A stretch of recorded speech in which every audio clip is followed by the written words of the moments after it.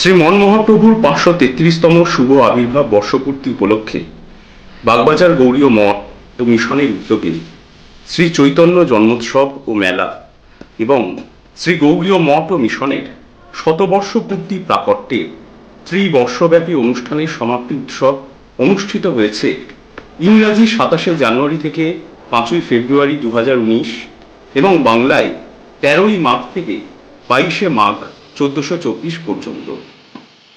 এই উৎসব অনুষ্ঠিত হয়েছে বাগবাজার সর্বজনীন দুর্গোৎসব উদ্যানে। পৃথিবীর চারিদিক থেকে ভারতবর্ষে আসছে আধ্যাত্মিকতা শিখতে।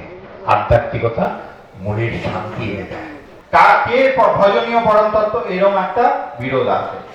এই যে আপাত বিরোধ, এই বিরোধের কিন্তু সমন্বয় হয়েছে মহাপ্রভুর মধ্যে।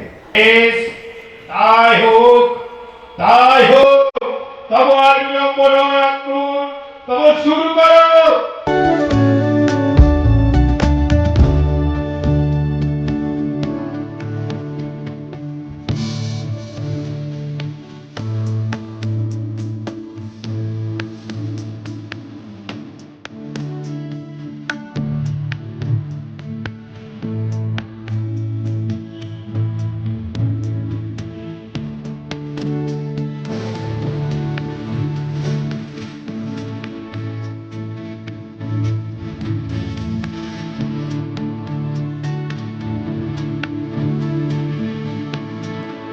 এইটা হলো তার পরিবর্তন, অর্থাৎ তার যে ঈশ্বর রূপ সেটা প্রকাশ পাচ্ছে।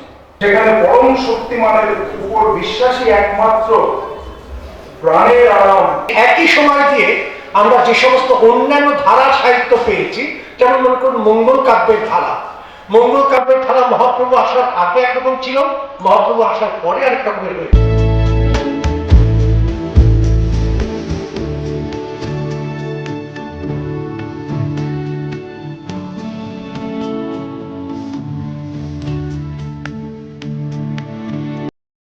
In this land of paper,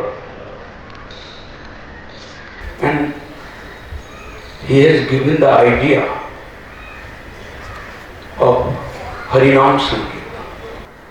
He is now experienced here a feeling of enlightenment which makes me more enthusiastic and spiritually elevated.